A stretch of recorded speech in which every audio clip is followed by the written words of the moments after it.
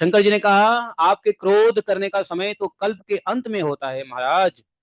यदि इस तुच्छ दैत्य को मारने के लिए ही आपने क्रोध किया है तो फिर वो मारा जा चुका है। अब आप अपना क्रोध को शांत कर लीजिए। उसका पुत्र आपके शरण में आया है, अर्थात प्रहलाद महाराज आपके शरण में आया है। भक्त वत्सल प्रभु, आप अपने इस भक्त की रक्षा कीजिए। रुद्र ने कहा, शंकर जी ने कहा, है कि नहीं, आपका क्रोध दो तरीके से होता है। एक ही तभी होता है जब कल्प का अंत होता है, तभी आप क्रोध में कल्प का अंत करते हैं। लेकिन अभी आपने क्रोध किया है इस दैत्य को मारने के लिए, तो फिर ये दैत्य मर गया है और आपका भक्त आपके शरण में आ गया है। हे भक्त वत्सल प्रभु, आप जो है इस भक्त की रक्षा कीजिए। कीजिए, क्या कर ही रहे। इंद्र ने कहा, क्या कहा मालूम है? इंद्र ने लंबे चौड़े प्रार्थना थोड़ा कर दिया। इंद्र ने कहा, हे पुरुषोत्तम, आपने हमारी रक्षा की है, देवताओं की रक्षा की है भगवान ने उसको मार के। आपने हमारे जो यज्ञ भाग लौटाए हैं वो वास्तव में आप अंतर्यामी के ही हैं। जो यज्ञ भाग आपने हमें दिया है वास्तव में आप ही का। दैत्यों के आतंक से संकुचित हमारे हृदय कमल को आपने प्रफुल्लित कर दिया, वह भी आपका ही निवास स्थान है।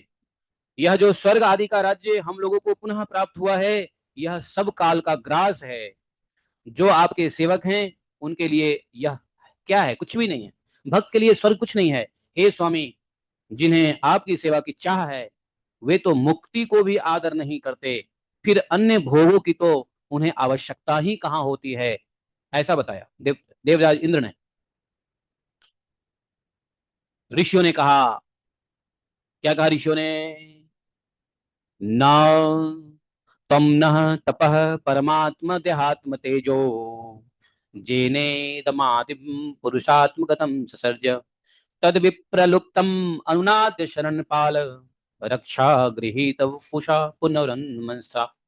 बोले, ऋषियों ने कहा, हे पुरुषोत्तम, आपने तपस्या के द्वारा ही अपने में लीन हुए जगत की रचना फिर से की थी और कृपा करके उसी आत्म तेज स्वरूप श्रेष्ठ तपस्या का उपदेश आपने हमारे लिए किया था। इस दैत्य ने उसी तपस्या का उल्लंघन कर दिया था, उच्छेद कर दिया था। हे शरणागत भक्त वत्सल, उस तपस्या की रक्षा के लिए अवतार ग्रहण करके आपने हमारे लिए फिर से उसी उपदेश का अनुमोदन कर दिया। पितरों ने कहा, हे प्रभु, हमारे पुत्र हमारे लिए पिंडदान करते थे, यह उन्हें बलात् छीन कर खा जाया करता था। ये दैत्य हमारे हमारे पुत्रों के पिंडदान, हमारे पुत्र जो हमारे लिए पिंडदान करते थे वो छीन के खा जाया करता था।